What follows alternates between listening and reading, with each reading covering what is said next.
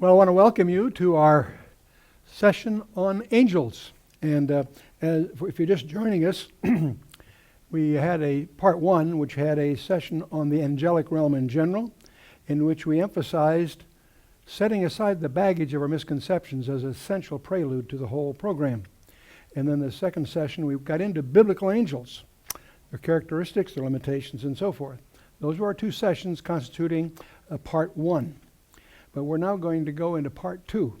But before we do, a little bit of review of one essential prerequisite may be in order. We spent some time in the first session on establishing what we call the boundaries of our reality. And we used Vitruvian man as our reach of man, and that which was larger than us we call the macrocosm, and that which was smaller than us we call the microcosm. And examining the advances in science in both areas, we discovered something shocking. The macrocosm, our universe, is finite. It's not infinite. And it had a beginning. And that becomes a profound issue in our understanding our universe. As we go the other way into the microcosm, it's even more shocking as we discover that our entire physical universe is made up of indivisible units. It's digital. And we got into the Planck limits and so forth last time. But the main idea to realize is that which we consider the reality is actually bounded in largeness and smallness digitally. And so we discover that we are actually in a virtual environment, a digital environment. In fact, we call the exterior of all of this the metacosm, that which is outside the boundaries of our physical universe. In fact, we called attention to an article in Scientific American back in 2005, which discussed the fact that our constants of physics are changing. Therefore, that implies that our physical reality is actually a shadow of a larger reality. And that caught our attention because that's exactly what the Bible's been saying all along. And most of what we're going to be dealing with, especially in the next few sessions, will be those things that are going on in the metacosm, outside the normal physical boundaries of what we regard as our physical universe. And so I want to start by looking at a passage in the scripture that is extremely provocative strategically. We find it in Daniel chapter 10. And we won't try to exposit the whole thing, but Daniel chapter 10 involves a visit of an angel in preparation of two big chapters forthcoming, but the preparation is very provocative. This is a glimpse into what I call the dark side of the metacosm. Daniel chapter 10, verse 1, in the third year of Cyrus the king of Persia, a thing was revealed unto Daniel, whose name is called Belteshazzar, the thing which was true, but the time appointed was long, and he understood the thing, and he had understanding of the vision. In those days I, Daniel, was in mourning 3 full weeks. That's going to be an important period of time. 3 full weeks. I ate no pleasant bread, neither came flesh nor wine in my mouth, neither did I anoint myself at all, till 3 whole weeks were fulfilled. And in the 24th day of the first month, as I was by the side of the great river, which is the Hiddekel, then I lifted up mine eyes, and looked, and behold, a certain man, clothed in linen, whose loins were girded with fine gold of Uphaz. His body was like the beryl, his face as the appearance of lightning, his eyes as lamps of fire, his arms and feet like the color to polished brass, and the voice of his words like the voice of a multitude. Now, many of these identifiers would tend to suggest that this may have been an Old Testament appearance of Jesus Christ. There are many scholars that feel that it's not so, and I'll show you why. But clearly, it's a very, very prominent angelic visitation. And I, Daniel, alone saw the vision, for the men that were with me saw not the vision, but a great quaking fell upon them, so they fled to hide themselves. Therefore I was left alone and saw this great vision, and there remained no strength in me. My comeliness was turned in me into corruption, and I retained no strength. Yet I heard the voice of his words, and when I heard the voice of his words, then was I in a deep sleep on my face, and my face toward the ground. And behold, a hand touched me, which set me upon my knees and upon the palms of my hands. And he said unto me, O Daniel, a man greatly beloved, understand the words that I speak unto thee, and stand upright, for unto thee am I now sent. And when he had spoken this word unto me, I stood trembling. Then said he unto me, Fear not, Daniel, for from the first day that thou didst set thine heart to understand, and to chasten thyself before thy God. Thy words were heard, and I am come for thy words. So he apparently started at the time that Daniel started his fast. But the prince of the kingdom of Persia withstood me 21 days. But lo, Michael, one of the chief princes, came to help me, and I remained there with the kings of Persia. Now I am come to make thee understand what shall befall thy people in the latter days, for yet the vision is for many days. I should emphasize right now, this is not the guy that's sitting on the throne of Persia. This is the power behind that king. The prince of the kingdom of Persia is some kind of angelic being, a hostile one that this guy is fighting with to get through. The prince of the kingdom of Persia withstood me. So this is an adversary. And he needed help, apparently, because Michael, one of the chief princes, came to help me. That's one of the reasons that some scholars don't believe this is an Old Testament appearance of Christ. He wouldn't have needed Michael's help. But apparently it is a very senior guy. It could be Gabriel. It doesn't say so. We don't know. But Michael is the military leader of the gang. He's a chief prince in many passages. He's the voice of the archangel that Paul alludes to in 1 Thessalonians 4 at the harpazo. And he's also, he fought with Satan himself in Jude 9. So he's a recurring figure here as we looked at last time. Continuing Daniel 10. And when he had spoken such words unto me, I set my face toward the ground and became dumb. And behold, one like the multitude of the sons of men touched my lips. And then I opened my mouth and spake and said unto him that stood before me, O my Lord, by the vision of my sorrows are turned upon me, and I have retained no strength. For how can a servant of this my Lord talk with this my Lord? For as for me, straightway there remained no strength in me, neither is there breath left in me. Then there came again and touched me one like the appearance of a man, and he strengtheneth me. And he said, O man greatly beloved, fear not, peace be unto thee, and be strong, yea, be strong. And when he had spoken unto me, I was strengthened. And he said, Let my Lord speak, for thou hast strengthened me. Then said he, Knowest thou wherefore I come unto thee? And now I will return to fight with the prince of Persia, and when I am gone forth, lo, the prince of Grecia shall come. But I will show thee that which is noted in the scripture of truth. There is none that holdeth with me in these things, but Michael, your prince. And this whole thing is just a prelude to the climactic chapters of 11 and 12 of Daniel. But the reason I get at this opening thing, it gives us an insight behind the scenes here in what I call the dark side. We discover that spiritual conflicts occur among spiritual beings behind the emergence of the major empires. The Persian Empire was arise, and this guy had to fight through that, whatever the spiritual behind that, to get through. And he's also he announces he's going to have to fight Greece also. Well, Greece is 2 centuries later from the Persian Empire. So there's a whole different time dimension to all these things. The other thing we learned then, it's very strange, but that these spiritual beings are territorial in some sense at least. And they have locality. And they impact and are impacted by our own actions. There's a connection of some kind between what we do in our physical universe. Here's Daniel fasting and praying, and that apparently empowered him to get through with his message to Daniel. And that gives us pause as we begin to understand that there's a war going on in the metacosm. And so we now are entering in this session part 2, the invisible warfare side of our 4-session review of angels. And we're in session 3, what I call the dark side. We're going to talk again about misconceptions that get in our way of understanding. And then we're going to talk about Satan, his origin, his agenda, and his destiny. And there's a lot of misconceptions about this guy. We're going to talk about hybrids. Where did they come from and what's their agenda here? And in the next session, we'll go on and we'll talk some practical applications of all of this stuff. I'll add an addendum of session 1 we'll put in there about the metacosm. There's another insight that I'll add to the ones we've already drawn about a holographic universe. But then we'll continue the agenda here. We'll talk about demons. How do they differ from fallen angels? What's their agenda? What are their limitations? We'll talk about an era that is coming upon us that people are calling the age of the hybrids. Why are they calling it? What's that all about?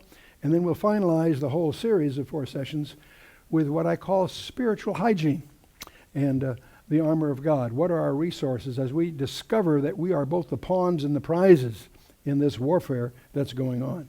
So we're now going to get into session 3 in substance. You know, we see all kinds of caricatures about Satan.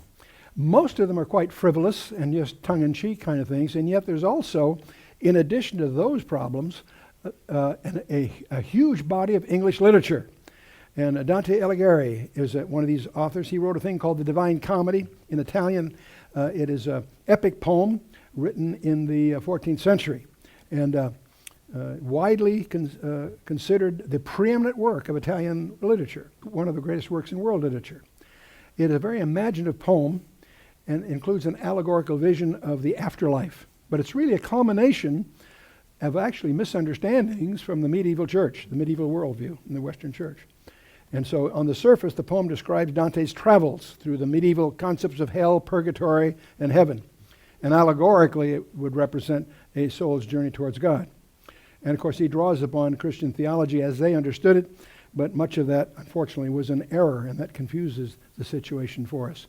Then we get to this character called Faust. He's a protagonist of a classic German legend. Highly successful scholar, but also dissatisfied with his life. He makes a deal with the devil, exchanging his soul for an unlimited knowledge and worldly pleasures. Faust's tale is the basis for many literary, artistic, cinematic, and musical works. And we find that even Faust and his name used as an adjective describe an arrangement where an ambitious person surrenders moral integrity in making a deal with the devil. And so, there are plays and puppet theater that followed from Faust. The story was, the German thing was in the 16th century.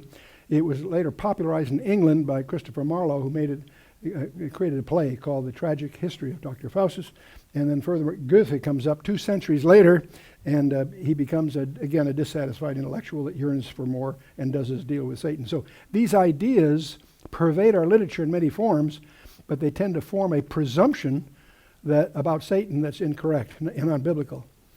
Where this all really starts, from our point of view, is back in Genesis 3, where God declares war on Satan. He says, I'll put enmity between thee and the woman, and between thy seed and her seed. And he shall bruise thy head, and thou shalt bruise his heel. And this starts a warfare between 2 seeds, the seed of the woman, which is a title of the Messiah, namely Jesus Christ, and the seed of the serpent.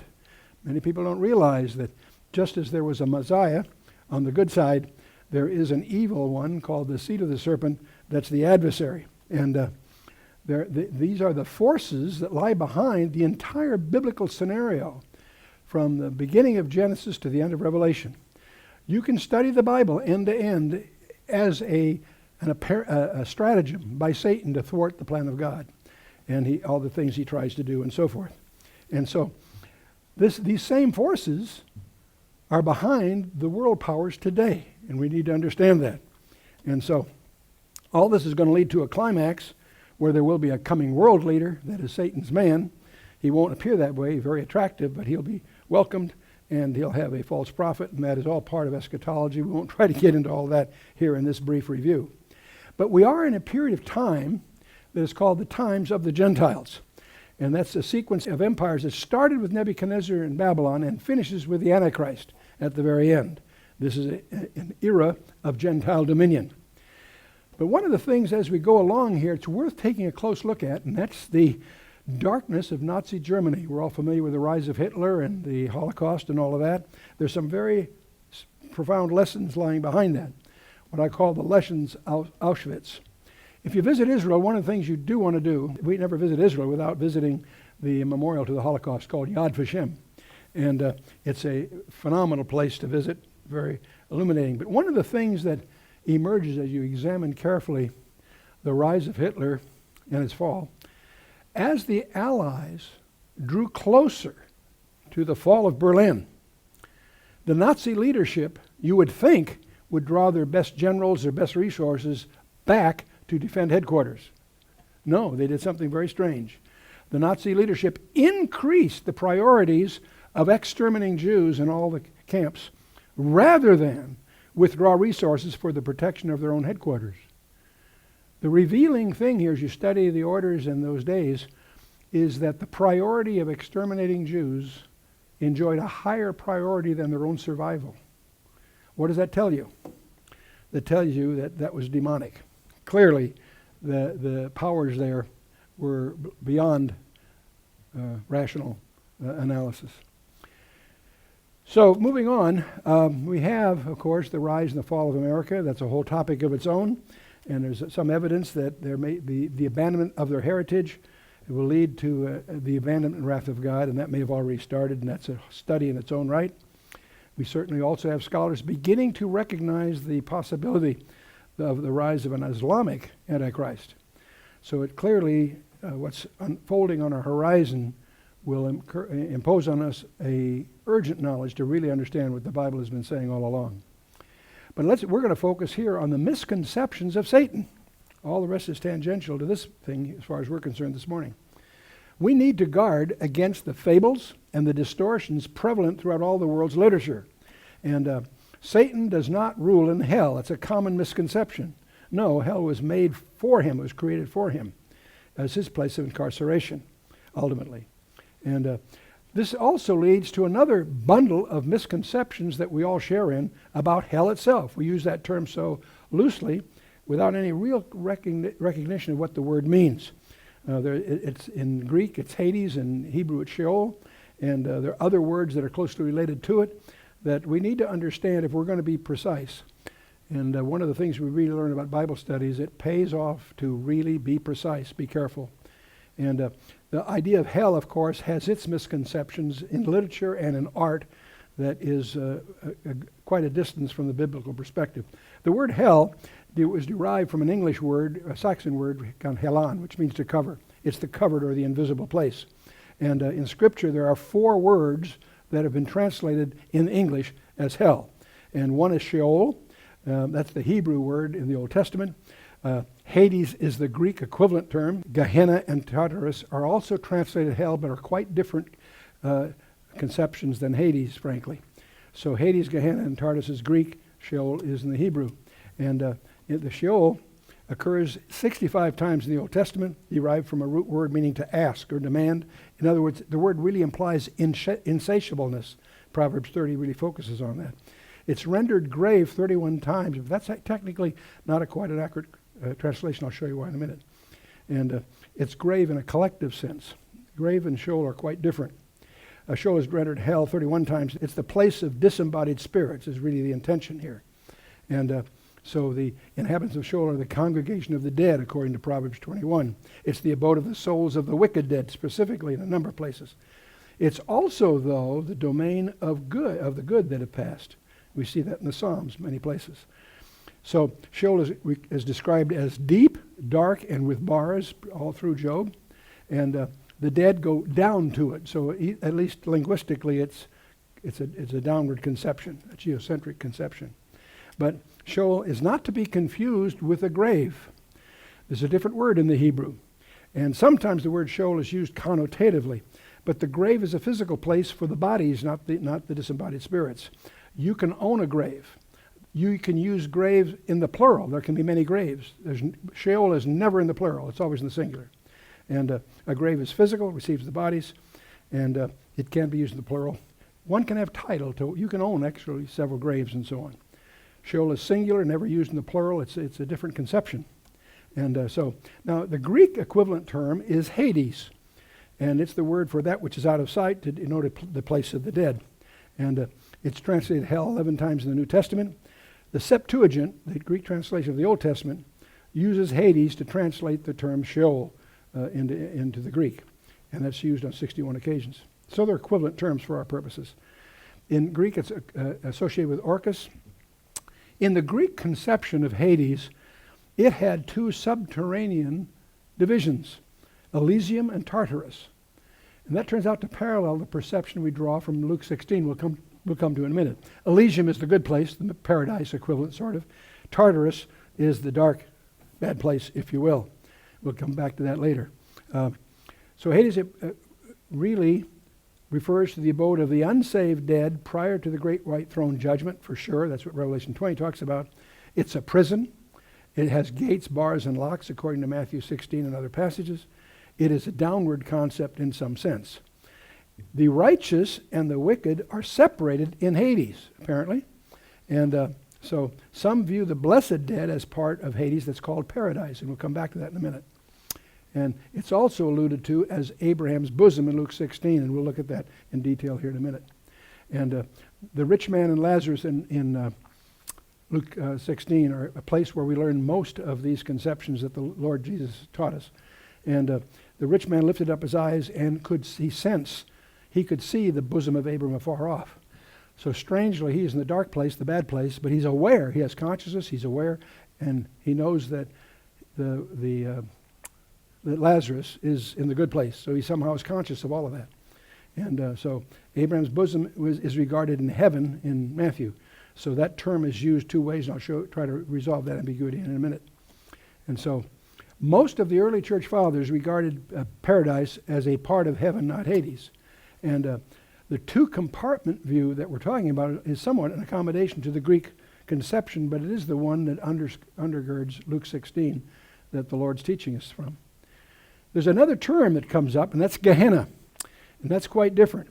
It originally was Gehenna Hinnom, which is the valley of the sons of Hinnom. What it originally was a physical, a city dump. It was a deep, narrow ravine on the south of Jerusalem, and separating Mount Zion from the hill of evil counsel. And here the idolatrous Jews offered their children in sacrifice to Moloch in a very dark era of their own back then. And so Gehenna is the valley that afterwards became the city dump. The fire was continually burning there, so it becomes idiomatically the ultimate lake that burns with fire and brimstone and everlasting condemnation. And it's used in that sense 11 times by the Lord Jesus himself as an idiom for what really is hell in the ultimate sense. Now, the lake which burneth with fire and brimstone. Now, I want to distinguish Hades and Gehenna. They're different. Both are translated hell in the English, but that causes the confusion. Hades is temporary. Everything that's in Hades will ultimately end up being thrown into Gehenna at the end in Revelation 20. And Gehenna is forever. It has no end. It's outside the time dimension. And Hades is in the earth. It appears to be geocentric, at least in concept, if not actually. It also seems to be associated with the bottomless pit, the abuso, or the abyss. And there is a term that we run into, the outer darkness, that is misunderstood by most scholars that haven't done their homework. I'm among them. We all have made the same mistake.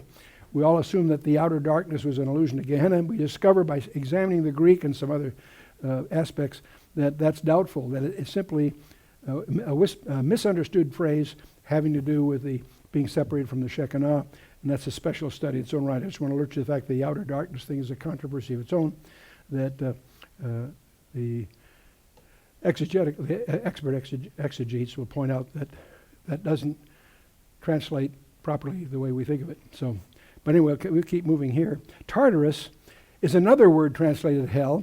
It only has one use in the New Testament, and that's by Peter. And it shows up in Homer's Iliad. Tartarus is the deepest abyss of Hades, is the way it's described. It's as far below Hades as the earth is below heaven. So I don't know what that all means, except I don't want to go there. Okay, so Tartarus. It's the specific place of incarceration of angels that sinned. We're going to talk about the angels that sinned, fallen angels that sinned, that have a special place of incarceration. Tartarus is the label for that. They get released in a very strange way in Revelation 9, apparently. The other term we want to deal with is the abuso. And it's another term that relates to what we call the bottomless pit, or the abyss. The Greek is abusos in the Greek. And this is where the beast of Revelation 11 and 17 emerge out of. And it's also where Satan is going to be bound for 1,000 years. And so that is, in that sense, a temporary holding place to hold Satan during the millennium. And he'll be released at the end of it. It's also the place, apparently, from which the demon locusts emerge in Revelation 9. So it shows up in our Bible several key places. So that we're dealing here with what collectively might be called the underworld. And Hades is the collective Greek term for it. It has two compartments, a place of torment and a paradise that's sometimes called Abraham's bosom. But that two-compartment concept is the Greek concept, but it's also the one the Lord portrays when we look at Luke 16. Most of what we know about the underworld derives from the details in Luke 16. And we also encounter an impassable gulf between those two compartments that you can't pass from one to the other, the Lord tells us. And there's also an allusion made to the abuso, the bottomless pit, and most of us presume that that may be somehow linked to the impassable gulf, but that's a presumption on our part. And so Tartarus is also probably another Greek term for the abuso, if you will. But in any case, the rich man and Lazarus, a very key chapter for you to study on your own. The man in Hades, though, the rich man who dies and goes to Hades, is fully conscious. We recognize that from the... By the way, that's not a parable. That's an actual event. In parable, people don't have names, and here we have a specific name in Lazarus. No, Jesus is describing some specifics. And the man in Hades had a memory. He was able to speak. He was in deep pain, and he had intense desires. His eternal destiny was irrevocably fixed. He understood that. He never questioned it. He never felt it was unjust, strangely enough. In fact, he knew just what he was experiencing was fair and just, and he alludes to that. He also knew what his brothers needed to do to avoid his own fate, to repent. He pleads for someone to get that message to his brothers so that they wouldn't inherit the fate that he is suffering. And he was not yet in hell, by the way. He was in Hades. Gehenna is yet future on his situation. In fact, that guy asking for a touch of water is still waiting today for that. And so now the question is, okay, when Jesus goes to the cross, spends 3 days in the grave, he goes down there to declare his victory, and we understand that he then gathered those that were in Abraham's bosom to be with him from that point on. So he emptied out that section of Hades is the widespread theological, and primarily from 1 Peter 3:19 and some other passages. And so, misconceptions of Satan. He does not rule in hell. Hell was created for him. And there are two prevalent myths about Satan we want to be conscious of. The first one is that he doesn't really exist, that it's just a collective term for evil or something. No, he's a person, he has personality, he had an origin, and he has a destiny. And anyone that doesn't believe that he exists should try resisting him for a while. And that will become very, very clear to you personally. The second thing to realize, he has locality. He's not everywhere. He's not omnipresent. But his resources are obviously enormous, and it's very substantial. And so there are two passages that we have to really review to understand where we get the biblical notions of what Satan is really all about. Ezekiel 28 is one of those. Both of them are strange passages in that they puncture a local reference to go get behind what's really going on. The power behind the throne might be the subtitle here. And in Ezekiel 28, starting at verse 1, the word of the Lord came again unto me, saying, Son of man, say unto the prince of Tyrus, Thus saith the Lord God, because thine heart is lifted up, and thou hast said, I am a God, and I sit in the seat of God in the midst of the seas. Yet thou art a man, and not God, though thou set thine heart as the heart of God. So Tyrus is a king that's on an ego trip, and it's used as the occasion to make some other comments here. And the prince of Tyrus is actually the guy on the throne. And but thou art a man, okay. He claims that he's a god. And that's what Isaiah uses for the king of Babylon in the next thing we'll look at. There are other examples of this, the boast of Pharaoh in Ezekiel 29, the praise given to Herod Agrippa by the tyrants in Acts 12. Many times you find a tyrant on an ego trip really believing that he somehow is a god. And Paul's description of the Antichrist, the man of sin, is with nearly the same words in 2 Thessalonians 2. He says, who opposes and exalts himself above all that is called God. That's the Antichrist we're talking about. And that is worship, so that he as God sitteth in the temple of God, showing himself that he is God. That's the final peak of ego that the Antichrist will achieve in 2 Thessalonians 2. I sit in the seat of God. Tyre was known as a holy island, by the way. The thought was as if it rose from the rock throne of God. That was the concept of the time. Though thou set thy heart. See, the words remind us of the temptation that was given by Satan in the Garden of Eden in Genesis 3, verse 5. But let's continue here. Behold, thou art wiser than Daniel. There's no secret that they can hide from thee. With thy wisdom and thine understanding thou hast gotten these riches, and thou hast gotten gold and silver with thy treasures. By thy great wisdom and by thy traffic hast thou increased thy riches, and thy heart lifted up because of thy riches.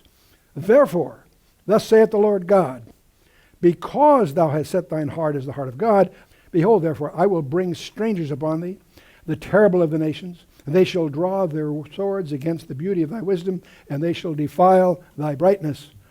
They shall bring thee down to the pit, and thou shalt die the deaths of them that are slain in the midst of the seas.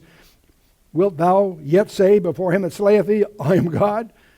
But thou shalt be a man and no God in the hand of him that slayeth thee.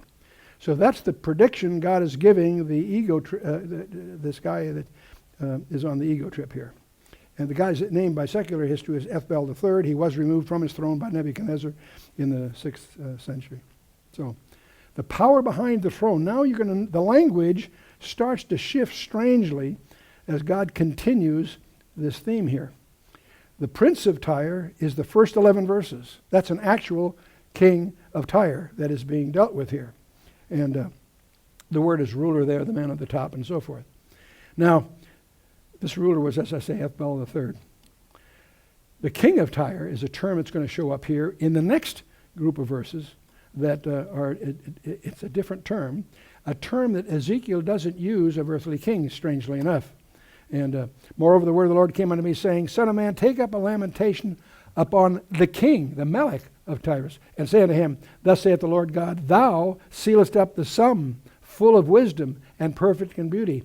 What we're going to sense here is there's a shift in scope. The text here is going to go far beyond the person that sitting on the throne. It's going to be focusing on the power that's behind the guy on the throne, as you'll see the language unfold here. The king is, again, a term that is unique here. Thou sealest up the sum, full of wisdom, perfect in beauty. Now, these are superlatives that apply to this king. And so even though it's applied to the king of Tyre, and once it's similar language that Isaiah is going to use in Isaiah 14 on Satan himself, as you'll see. The king of Babylon. But there's an ulterior or an accomplishment in Satan and his embodiment in the Antichrist is going to surface here. So let's take a look at it. God continues, Thou hast been in Eden, the garden of God. That's certainly not the case of the king sitting on the throne of Tyre. Thou hast been in Eden, the garden of God. Every precious stone was thy covering, the sardius, the topaz, the diamond, the beryl, the onyx, the jasper, the sapphire, the emerald, and the carbuncle, and the gold. Thy workmanship of thy tabrets and thy pipes was prepared in thee in the day that thou wast created. So this is a created being here. These precious stones are an ancient way of describing different colors of light. And we find their use in many places in the Bible in a very similar way. And that was in the garden of God. Eden was on the earth, and this is obviously a change of scope then. On these precious stones, they are the same stones that we find in the breastplate of the high priest. And the first and the 12th, the first and the last of these are the sardius, which speaks of Reuben, behold a son. The last one, Jasper, the son of my right hand. We discover there's all kinds of implications of those stones in the breastplate of the high priest. And 9 of them are mentioned here of the 12. And we don't have to get into the reason these show up so significantly to anybody that's doing a serious study of the Bible is we see them show up again as descriptions of the New Jerusalem, this strange hyperspace that shows up at the end of Revelation 21. The building of the wall was of jasper, the city was of pure gold like unto clear glass. The foundations of the wall of the city were garnished with all manner of precious stones. The first foundation was jasper, the second sapphire, the third chalcedony, the fourth emerald, and the fifth sardonyx, then the sardius, then the seventh chrysolite, the eighth beryl, the ninth topaz, the 10th chrysoprasus, and 11th jacinth, and the 12th an amethyst. One of the difficulties in analyzing these things is the labels of those stones change through ancient years. So it's hard to correlate the New Testament allusions here with the Torah allusions earlier and so forth. And the 12 gates were 12 pearls, and every gate was 1 pearl, and the street was pure gold, as it were transparent glass. So we're dealing in a hyperspace. We talked about that in the first session. But the other thing it mentions here about the tabrets and thy pipes, which are musical terms. And so the the tabrets and pipes are. That's why some scholars suspect that Lucifer's job before he fell was to head up worship, because his musical skills apparently were unexcelled. And tabrets are tambourines, and pipes are the holes in the musical pipes and so forth. Those are the terms in the Hebrew there. But he continues now, thou art the anointed cherub that covereth. Strange term. That term is implies that he was a cherub, a super angel that we talked about previously. He was the anointed one that covereth. He was the one in charge of the whole program. He says, thou art the anointed cherub that covereth, and I have set thee so. Thou wast upon the holy mountain of God. Thou hast walked up and down in the midst of the stones of fire. And again, the super angels we talked about in the previous sessions. Thou wast perfect in thy ways from the day that thou wast created, then the saddest word of all, until the iniquity was found in thee. So he was a created being, as all the angels were. They were created before the earth was, and so forth, because they cheer when the earth is formed. And yet, Christ was the one that created him, and God used the Logos to create all things, we discover from many passages, and including Satan was a created being. So with all his power, he's still just a created being, until iniquity was found in thee. Iniquity fell because of pride. We're going to see that in the Isaiah passage, and that's why God hates pride. And so Ezekiel's describing this king in terms that could not be applied to mere man. This king appeared in the Garden of Eden, verse 13. He had been a guardian cherub in verse 14, and he had possessed a free access to God's holy mountain, and he was sinless from the time he was created, at least for a while. And so that's where sin began in his heart. And he says, by the multitude of thy merchandise they have filled the midst of thee with violence, and thou hast sinned. Therefore I will cast thee as profane out of the mountain of God. I will destroy thee, O covering cherub, from the midst of the stones of fire. Therefore I'll cast thee as profane. So this is where Satan is cast out. And there's a lot of scholastic debate as to exactly when that happened. All we know is that it had already happened by the time you get to Genesis 3. And we'll move on that. He was driven out of the place of sanctity where he had once occupied. And he's the covering cherub, the guy in charge. Thine heart was lifted up because of thy beauty. Thou hast corrupted thy wisdom, and by reason of thy brightness I will cast thee to the ground. I will lay thee before kings, that they may behold thee. And because all through pride. And thou hast defiled thy sanctuaries by the multitude of thine iniquities, and by the iniquity of thy traffic. Therefore I will bring forth a fire from the midst of thee, and it shall devour thee. And I will bring thee to ashes upon the earth in the sight of all them that behold thee. That's his destiny. All they that know thee among the people shall be astonished at thee. Thou shalt be a terror, and never shalt thou be any more. So that's that passage. Isaiah 14 gives us a similar glimpse into the origin of Satan. And this is a lamentation on the king of Babylon, but it really goes far beyond the literal king of Babylon. So, how art thou fallen from heaven, O Lucifer, son of morning? How art thou cut down to the ground, which did weaken the nations? So, fallen from heaven, this is Lucifer. That was his original label. And we have the famous 5 I wills here. God says, for thou hast said in thine heart, I will ascend into heaven. I will exalt my throne upon the stars of God. I will also sit upon the mount of the congregation in the sides of the north. I will ascend above the heights of the clouds. I will be like the Most High. The I will, the I will, the I will. The 5 I wills here. And now, yet thou shalt be brought down to Sheol, to the sides of the pit. And they that see thee shall narrowly look upon thee, and consider thee, saying, is this the man that made the earth to tremble, that did shake kingdoms, and that made the world as a wilderness, that destroyed the cities thereof, that opened not the house of his prisoners? Now, when did that all happen? There are some people that believe that it happened between the first 2 verses of chapter 1 of Genesis. But that, again, is a whole other study that we explore in another area. But when did that happen? We don't know. But there is some strange allusions that reference that in Jeremiah 4 and Ezekiel 31. But let's just go on here. All the kings of nations, even all of them, lie in glory, every one in his own house. But thou art cast out of thy grave like an abominable branch, and as the raiment of those that are slain, thrust through with a sword, that go down to the stones of the pit, as a carcass trodden under feet. Thou shalt not be joined with them in burial, because thou hast destroyed thy land and slain thy people. The seed of evildoers shall never be renowned. The Lord of hosts hath sworn, saying, Surely as I have thought, so shall it come to pass, and as I have purposed, so shall it stand. That I will break the Assyrian in my land, and upon my mountains tread him underfoot. Then shall his yoke depart from off of them, his burden depart from off their shoulders. Very strange allusion here to the Assyrian. We discover the first world dictator, Nimrod, was an Assyrian, in effect. We know that the Pharaoh of Egypt during the Exodus was not Egyptian. He was an Assyrian, according to Isaiah 50. And that term is also used of the Antichrist, strangely enough. So we find it showing up very interestingly in a number of key places. I'll leave that for further study. We'll go on here. This is the purpose that is purposed upon the whole earth, that this hand that is stretched upon all the nations the Lord of hosts hath purposed, and who shall disannul it? His hand is stretched out, and who shall turn it back? And so this is God's purpose. So here we have Satan. We've talked about his origin in these two key passages, Ezekiel 28 and Isaiah 14.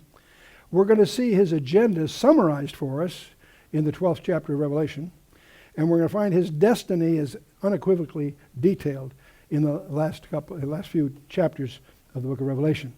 And so now we have a study of the kingdom, power, and glory that starts with a side study of the origin of evil, where we go into some of these things and the idea of the fall of Satan occurring before sometime prior to the second verse of the book of Genesis. But we also go into thy kingdom come. What does that really mean? Most people don't understand.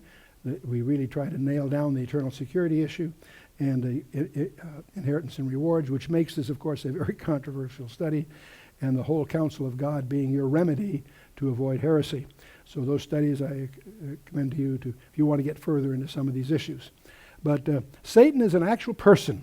He's not some kind of force or personification of evil. We need to understand that. He has intelligence. He has emotion. He has volition. He makes choices. He is a morally responsible being, apparently. And he was created. He was originally very good. He was created by Christ and for him. And yet sometime after his creation, before Genesis 3, he rebelled against God and lost his holy condition through conceit. There's little doubt that he's a fallen angel, obviously. After his fall, he led both angels and human beings into spiritual death by his murderous, untruthful schemes. That's all documented in both the Old and New Testament. We discover from Revelation 12 that 1/3 of the angels apparently rebelled with him and are part of his cadre. And so Satan also has many titles. He's spoken of as the prince of this world. That's a strange title. Think about it. He's the god of this age, according to Paul in 2 Corinthians 4. He's the prince of the power of the air. He is the evil one. He is the enemy. He is a murderer, liar, and a father of lies, according to Jesus' own words in John 8. He is called the tempter. He is an adversary like a roaring lion. That's what the word Satan really means, is our adversary. He is spoken of as the great dragon who deceives the whole world in Revelation 12. Great dragon is there identified. That symbol is identified for you by John. He's the ancient serpent in 2 Corinthians 11, Revelation 20, and elsewhere. He's an angel of light. He's not ugly, by the way. All these artists' attempts notwithstanding, he's extremely attractive. That's the problem. And he can be an angel of light. He's referred to as Beelzebub and Belial as various titles. He has his own kingdom, we learn in Luke 11. And the whole world is under the control of the evil one, John emphasizes to us in several places. So we need to understand that. And his powers are great, but he is not all-powerful. He's able to affect the processes of nature, so as to cause even physical death. He's not omnipotent, however. He needs God's permission to do what he does. That's a very, very important thing to understand. Everything that happens to you is Father filtered. And so he's extremely wise, of course, but he's not omniscient. He travels rapidly around the world, but he's not omnipresent. He has great influence in the affairs of human government, yet his forces are not invincible. That's one of the things we learn from Daniel 10. And there is a summary of him in Revelation chapter 12, where we have the imagery of the woman and the man-child. And we have the woman, who is identified with the sun, moon, and 12 stars, strangely, with a man-child. And we have a red dragon that's trying to attack her. has 7 heads, 10 horns, and 7 crowns, to devour the man-child when born. He's identified in verse 9 of chapter 12 as none other than Satan, so we know who that one is. The man-child is clear too, because he rules all the nations with a rod of iron, and that identity is used dozens of times throughout both the Old and New Testament of none other than the Messiah. And he's caught up to God in his throne, which most of us visualize as the ascension. It may include something else I'll come back to. And so the woman flees into the wilderness for 1,260 days. Michael and his angels fight the dragon and his angels, and the dragon is cast to the earth, and he persecutes the woman for 3.5 years. The 1,260 days, the 3.5 years, the half of a 7-year period, the 42 months, all those designators are used in both the Old and the New Testament for the most documented period of time in the Bible, namely that time when she is persecuted, specifically what the Lord labeled as the Great Tribulation. Well, now, who are these players? The woman is not the church. Some scholars are a little confused about that. She is identified by none other than Jacob when he interprets Joseph's dream. The sun, the moon, the 12 stars are idioms of the nation Israel. And they're used, so used. And also, the church is not if the woman's the church, she's in trouble because she's pregnant. She's going to have a man-child. That's not the church. No, it's Israel. Israel brought forth, that her purpose was to bring forth the man-child, the Messiah. And the red dragon, of course, is identified as the serpent, devil, and Satan. And the man-child, of course, is the kinsman redeemer, the Messiah himself. Which leads to an interesting, I think it was G.H. Pember that first suggested the possibility, when you talk about the man-child being caught up to God in his throne, it certainly includes the ascension, but idiomatically it may include the harpazo, the capture of God, of the body of Christ. Well, that's only one person, yeah, but that's exactly the way it's used there. So that's a possibility, a very provocative one, because what follows all that is, of course, the Great Tribulation and the rest of it. So that's that's an eschatological study I encourage you to undertake yourself. So Satan's whereabouts. God expelled him from the Mount of God. We discovered in Ezekiel 28. He was cast from God's government in heaven, but is still allowed access to God, according to Job 1 and others. And in the tribulation, Satan will be cast from heaven and restricted to the earth. And during the millennium, he'll be confined to the bottomless pit. And the 2 beasts of Revelation 13 will be cast into Gehenna. But Satan has 1,000 years incarceration before he gets released. He leads another rebellion, and then he is cast into the lake of fire forever. And so that's his destiny, all very explicit in Revelation chapter 20. Now, his stratagems all along, way back he tried to corrupt Adam's line by the generation of these hybrids. We're going to talk about those. Adam's seed being corrupted in Genesis 12 and so forth, that he goes after the famine in Genesis 50. The destruction of the male line when Moses was the one that was saved from the orders of Pharaoh to kill all the Jewish children. Pharaoh's pursuit during to try to wipe them out after the Exodus was again all attempts by Satan to wipe out God's purpose here. When God tells in Genesis 15 tells Abraham that his people will leave the land for 400 years and then come back, that gave Satan 400 years to lay down a minefield. And he populates them with the same thing he did in Genesis 6. We'll talk about that in a minute. And then as God focuses his prophecies on what he's going to do, it allowed Satan to focus his attacks. When God announced it was going to be Abraham, Abram was singled out. When God announced it was going to be through the line of David, David is singled out from 2 Samuel 7 and following. And Joram kills all his brothers but misses one. And the Arabians slew all but missed one, Ahaziah. And Athaliah tried to kill all of the descendants but missed a servant, hid one of the babies. And so all the way through, Satan's trying to wipe out the royal line. He never quite makes it. And all the way through, even in Esther, in the Persian Empire, Haman's attempt to wipe out all the Jews is a satanic plot. But God is always ahead of him there. And so in the New Testament, Joseph's fear when Mary was pregnant he was concerned for her. Herod's attempts to kill all the babes in Bethlehem is a well-known issue around Christmas time. When Jesus is at Nazareth trying to give a sermon, they try to throw him off a cliff. There were 2 storms at sea, which I believe were not natural storms. There's an undercurrent behind those. But Satan's trying, and then of course the ultimate attempt is where Satan attempts to wipe him out at the cross. And that whole summary, of course, is in Revelation 12, which we looked at it. But the main point is he's not through yet. He is still not through with his agenda, because he believes if he wipes out the believing Jews, he can thwart the return of the Lord Jesus Christ. And so he has some lieutenants we need to be aware of. The locust of Revelation 9 had a king over them, we learn, the angel of the abyss, whose name in Hebrew is Abaddon, in the Greek Apollyon. Some people believe those are just similar titles of Satan. They might be. I'm among those that believe they're just senior lieutenants of his for whatever reasons, but they're alluded there in Revelation 9. They're also the locusts of Amos 7. Many people miss this because the Masoretic text has an unfortunate translation. When you get into the Greek, the Septuagint, it's clear the locusts of Amos 7, verse 1, had a king over them, and by the name of Gog. So when you get to Ezekiel 38 and 39, you're dealing with a demonic title that is defined for us back in Amos 7 in the Greek, for what it's worth. So, but let's get back to this advent of the hybrids. Satan had a very bizarre strategy that led to the flood of Noah. And Genesis chapter 6 is the key to it. It also echoes in Numbers 13 and again in Revelation 9. Let's take a look at this here. Genesis chapter 6, verse 1. I want you to notice something most commentators miss, that the first two verses are one sentence. So let's read it as one sentence.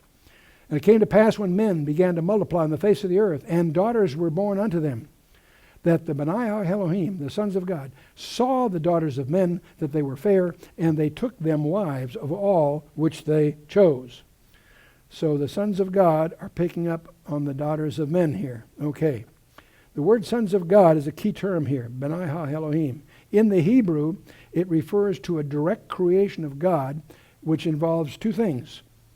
Adam was a direct creation of God, and the angels were. And we are sons of Adam, unless we've been born again. If we haven't been born again, we're sons of Adam. Adam was a created, direct creation, the others were not. And the daughters of men is a different term. That's Benaf Adam. They're daughters of Adam, not daughters of Seth, as some people are taught in seminary. That's a misconception to try to skirt what the Scripture's really saying. And so, sons of God, they're angel. That's a term for angels. Obviously, Adam was direct creation, but the term is used then throughout the Old Testament as a term for angels. In Job chapter 1, 6, 2, 1, 38, 7, it's a term for, obviously, angels. Even in Luke, chapter 20, verse 36, we find the same appellation used there. The book of Enoch, which is not part of the Bible, but it's a 2nd century BC compendium of rabbinical beliefs, and it's useful for vocabulary and for understanding what their views were. It's not part of the Bible, but they also recognize that term is used of angels. And the Septuagint, the translation of the Old Testament into Greek, always uses the term angelos for translating that Hebrew term. And so it goes on in verse 4, but they were Nephilim in the earth in those days, and also after that, when the sons of God came in unto the daughters of men, and they bare children unto them, the same became the mighty men which were of old, men of renown. So the strange output of this unholy combination are hybrids of some kind, called Nephilim. The Nephilim, key term. Now, in the Hebrew, it's Nephilim, and it's also after that. It's not just before the flood of Noah. I want you to keep that in mind. The Nephilim, it's the fallen ones. It comes from a Hebrew word, nephal, which means to be cast down, to fall away, to desert. So Nephilim are the fallen ones, is what the term actually means. And the Hagibarim are the unnatural offspring here, the mighty ones.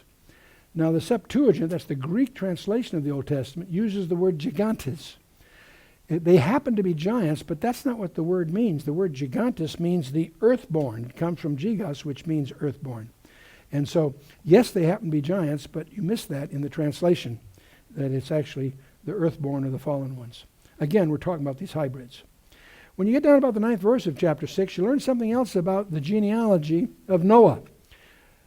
These are the generations of Noah, the genealogy of Noah. Noah was a just man and perfect in his generations, and Noah walked with God. The word perfect there is the word tamim in the Greek, actually in the Hebrew, which it means without physical blemish, sound, healthful, without spot, unimpaired. In other words, Noah's family were not corrupted by the mixture of these hybrids that Satan had introduced into the picture. And that may be one of the reasons he was picked. Now, a lot of people get concerned, can angels have sex? They're confused because in 2 places in the New Testament, Jesus tells us that angels in heaven, in the resurrection, they neither marry nor are given in marriage, but are as the angels of God in heaven. We're not talking about fallen angels here. We're talking about angels that are in heaven, unfallen. We do notice that angels, when they appear on the earth, are always male. It's interesting when you get to the fall of Sodom and Gomorrah. That whole episode in Genesis 19 makes no sense until you realize that they were masculine angels. But anyway, there's another word that we want to understand that is in the New Testament twice. Okaterion in the Greek. It refers to the body as a dwelling place for the spirit. It's a technical term used only twice in the Bible. It's from which the angels that fell had disrobed, and that's in Jude 6. It's also used alluding to the heavenly body for which the believer longs to be clothed, our resurrection body, if you will. In Jude 6, and the angels which kept not their first estate, but left their own habitation, he hath reserved in everlasting chains under darkness unto the judgment of that great day. So Jude here is making an allusion to this, and he compares it with even as Sodom and Gomorrah, the cities about them in like manner, giving themselves over to fornication and going after strange flesh. Set forth an example, suffering the vengeance of eternal fire. So when you look at this passage here, the word habitation in the Greek is actually the word okaterion. It's that which they left. They left that estate. They disrobed themselves of the estate they found themselves in. So they somehow were able to shuck that off in some way. In contrast to that, in 2 Corinthians 5, verse 1 2, we know that if our earthly house of this tabernacle were dissolved, we have a building of God, an house not made with hands, eternal in the heavens. And for in this we groan, earnestly desiring to be clothed upon with our house, which is from heaven. And the word house there, strangely, is okaterion. So I'm beginning to suspect that has a technical term that restricts its use in a very special way. But meanwhile, you and I'll go on. It turns out the Nephilim were not limited to those strange goings-on before the flood of Noah. Because when we get, in Genesis verse 4, it said it happens also after that. What's it referring to? Well, there were 4 tribes we find in Genesis 14:15. The Rephaim, the Emim, the Horim, and the Zamzumim, which apparently were bad news because Joshua was told to wipe out every man, woman, child of those 4 tribes. That's pretty strange stuff. When you get to them encountering Canaan, Numbers 13:33, we discover that in the land of Canaan were Arba, Anak, and his 7 sons, the Anakim. They were also giants. They were Nephilim. In fact, the spies call them that. There are Nephilim in the land, they announce in Numbers 13:33. And we have Og, the king of Bashan, who's the king of the giants in Deuteronomy 3 and Joshua 12 and so forth. And Goliath and his 4 brothers. That's why David picked up 5 stones when he crossed this thing. He was ready for all 5 of them. We all know the story of Goliath. He was a son of Anak. He was an offspring of these strange creatures. So anyway, we have looked at the dark side here, rather superficially perhaps. We talked about the rampant misconceptions that we're facing. We talked about Satan, his origin, his agenda, and destiny. And we've had a touch on the hybrids, their origin and role. We're not through with them. We're going to discover they have a modern counterpart, apparently. We'll talk about it in the next session. But as we get to the next session, it'll have a prelude of a metacosmic addendum. There's something about the metacosm. I didn't feel it was we had time to add in our first session, but it's like a footnote or a supplemental addendum on the existence of our reality that I think you'll find rather provocative.